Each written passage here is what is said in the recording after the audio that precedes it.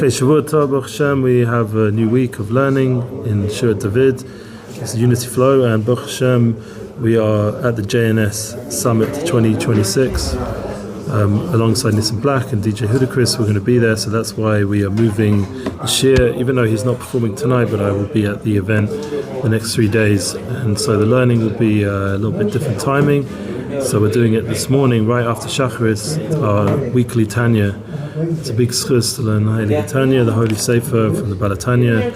Also, we just had still the energy from the yacht site, from Hulula, from the Lubavitcher Rebbe, schus Yagan Aleinu, and we definitely feel the increase in the purpose and mission of what we're doing.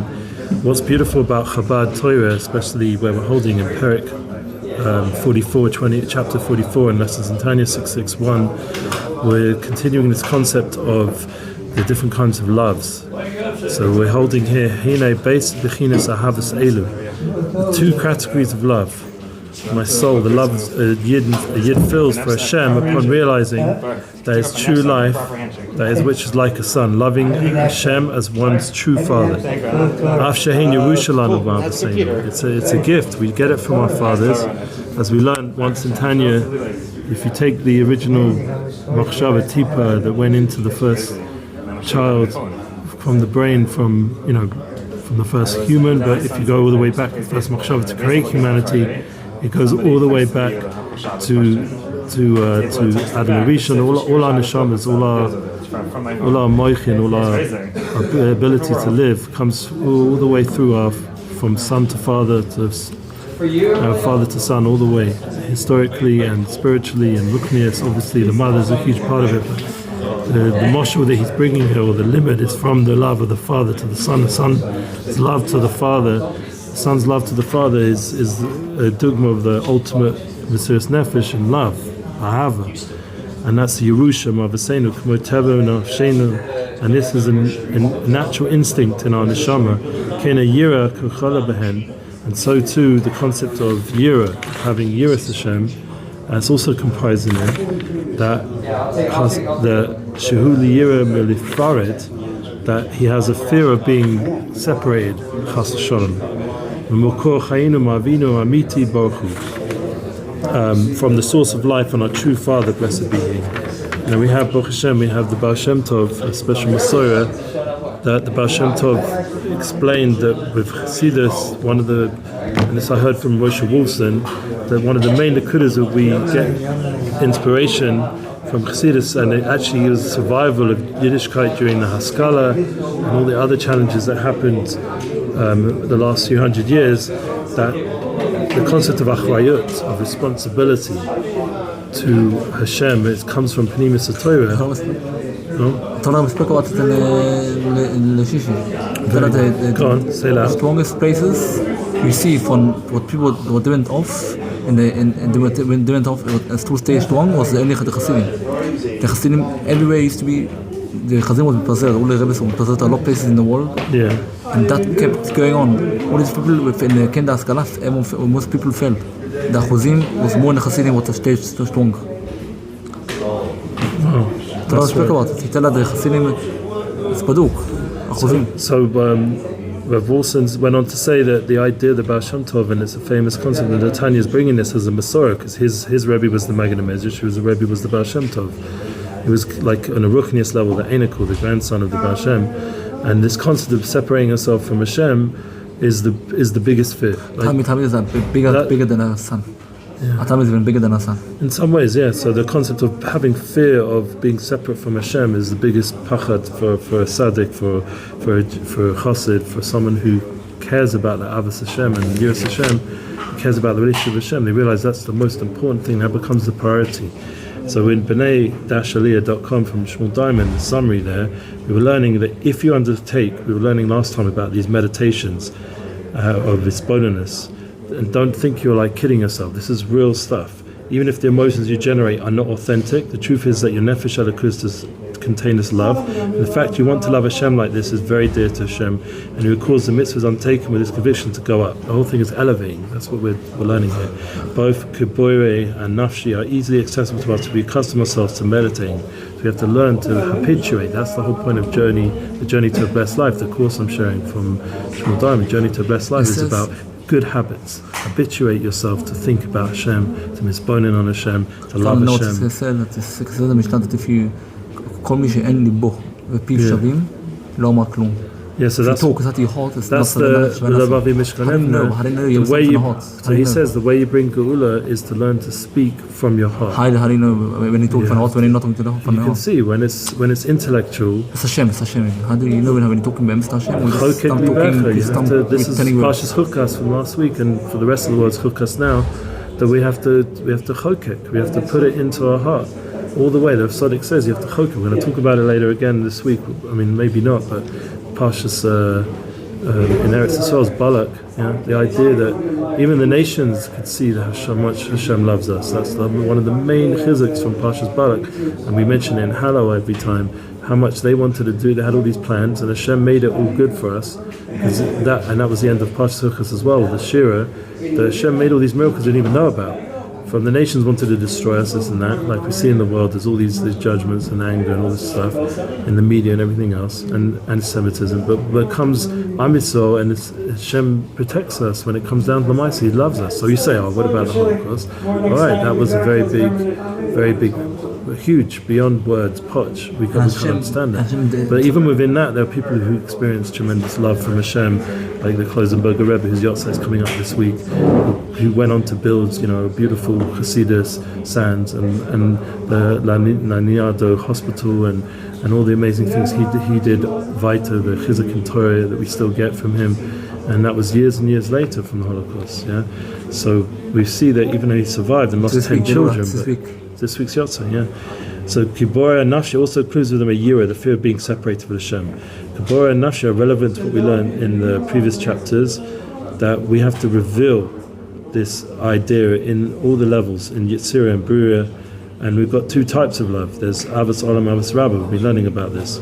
And both are predicated on our essential bond of Hashem in the world of Atzilus, where they're brought to a conscious part of our heart by using Hisbonenus, by meditating, habitualizing. That's why it's so important to learn these courses from Shmuel, because then you get the understanding, the techniques, the strategies, how to constantly apply the Torah of Chassidus.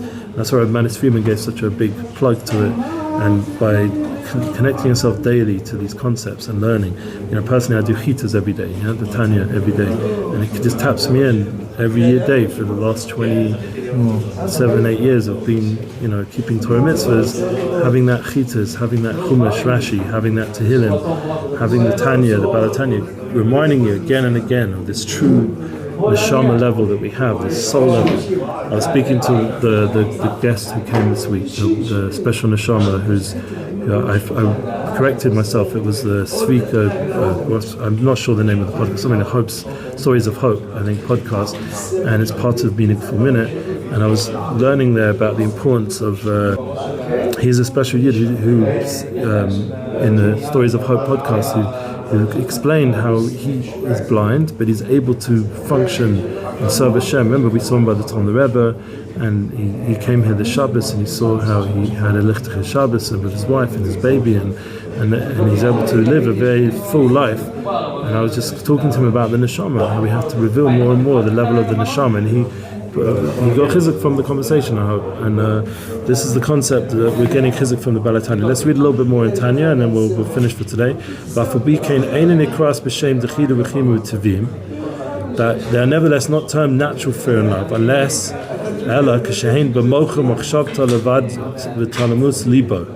that they be in mind and thought alone and in the latency of the heart.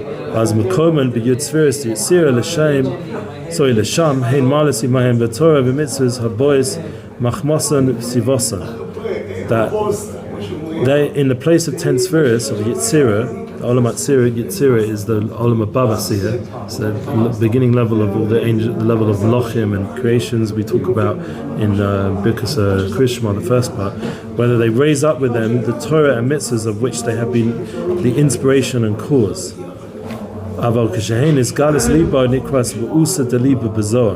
But when they're in a manifest state in the heart, they are called in the Zohar Rusa Deliba, a more exalted love than natural love.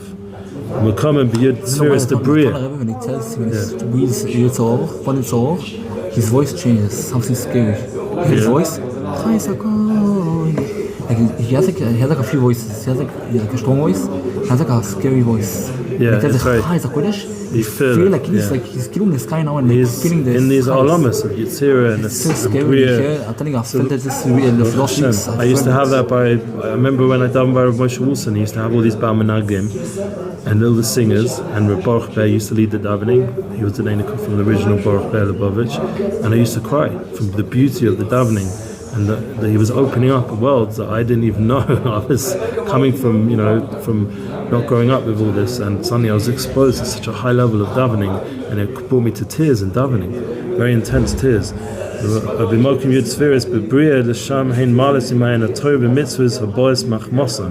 And they're placed in the 10 spheres of Bria, where they raised up with Torah mitzvahs of which they have been the cause.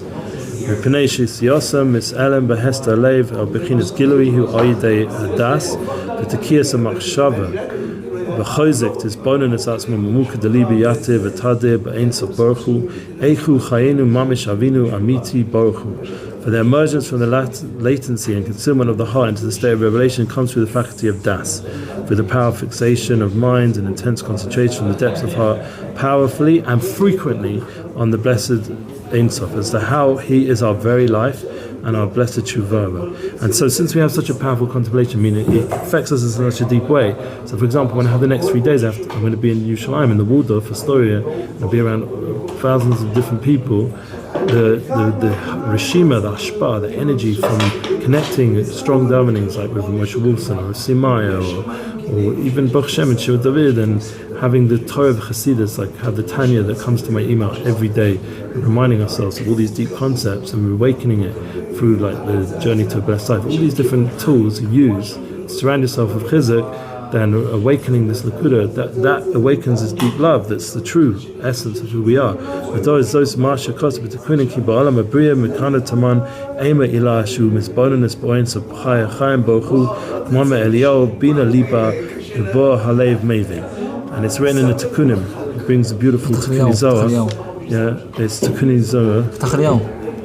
Say again? It's in Petach Eliyahu. Also? Yeah. No, it's there. This is the quote? It's a Kedama for... Oh, you're right, yeah. In the beginning. But that's the end part. The beginning part is from Tekunim.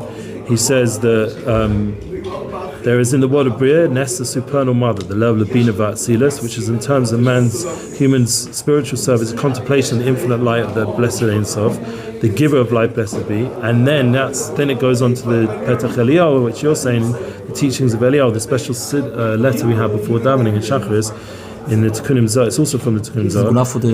Begins Petach Eliyahu. Bina is the heart. With it, the heart understands. That the meditation understanding takes place in the mind and illuminating the heart. So it has to be a high level form, and that through that contemplation of the world of Bria, which is Avos Olam, Avos Rabbah, that gives us illuminating by connecting to the Shorish, which is Bina of Atzilus. So the various forms of love which are revealed through such contemplation have their place in that world as well.